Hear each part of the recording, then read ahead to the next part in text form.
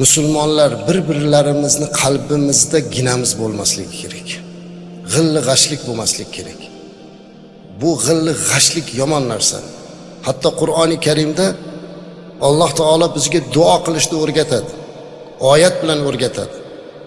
Robbana ighfir lana va li ikhwanina allazina sabaquna bil iman va la taj'al fi qulubina ghillan lil ladina amanu robbana innaka raufur rahim. Mana shu Qur'ondagi oyat. Ushbu oyat-i karimada Alloh taolo mu'minlarni quyidagicha duo qiladi deb duo o'rgatyapti. Ey Robbim, bizni gunohimizni kechir. Bizdan avval o'tib ketgan mu'min musulmon birodarlarimizni gunohini kechir. Va hozir hayot bo'lib turganlarimizni bir-birimizni qalbimizda bir-birimizga nisbatan g'illu g'ashliklar bo'lishlikdan saqla degan duo bor.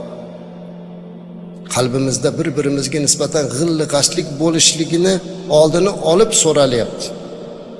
Oyatda aytibdi. Demak, bu yomon illat ekanligi ko'rinib turibdi.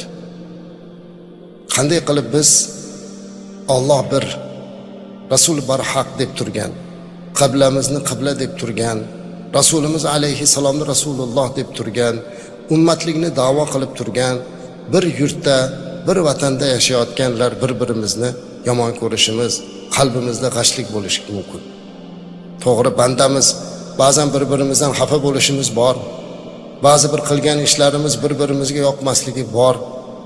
Lekin albatta bu degani umrbod o'shalar bilan dushmanchilik degani emas. Musulmon odam kechirimlik bo'lishligi, musulmon odam qalbida ginani chiqarib yuborishga harakat qilishligi kerak. Bu fazilat azizlar.